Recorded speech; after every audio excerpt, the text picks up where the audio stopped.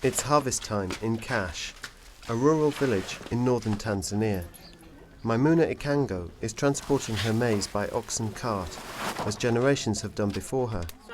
But she isn't taking her produce to market, at least not yet. Rather, she's taking advantage of a new government scheme that is helping her and her fellow villagers to raise their incomes and to cope with the insecurity that rising food prices has brought to the community. The warehouse receipt system is a project that was started by the government. What happens is people take their crops to be stored. When they store it, they get a loan from the bank. They wait for the crop's price to rise, then they sell and return the loan. And the money left over after repaying the loan is profit for the farmer. The warehouse in Qash works closely with a Saving and Community Credit Association, or SACCOS, that provides the loan. And the farmers can borrow up to 70% of the value of the crop at the time of harvest.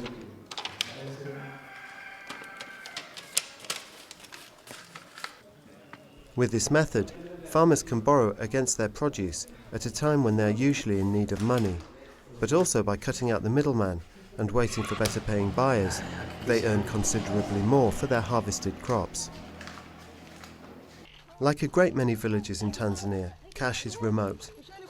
The nearest electricity source is over 10 kilometers away. But here, for the first time, there are new possibilities for villagers like Maimuna, who has used some of her profits to actually reduce her dependency on the land by branching out as a rural entrepreneur. As you can see, with some of the money, I bought a satellite dish, plus a screen and a generator. I was sure about the World Cup.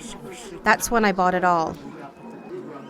To tell you the truth, I made a lot of money. In just one day, I was making 18,000 to 20,000 shillings. And it went on for a month, so I did really well. And even today, as the league is still going on, I'm still doing well. Qash's district, Babati, is one of 6 areas which piloted the scheme, a collaboration between the Tanzanian government and IFAD, the UN's rural poverty specialists.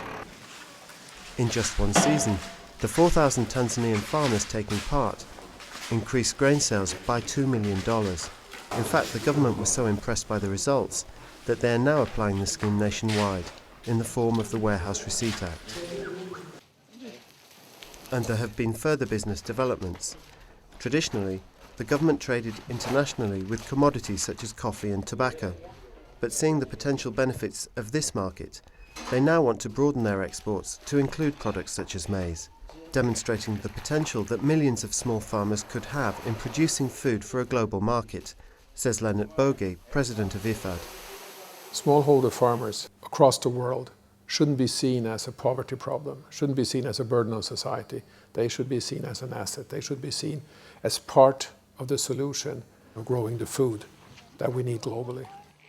This is Declan McCormack of IFAD TV for CNN World Report.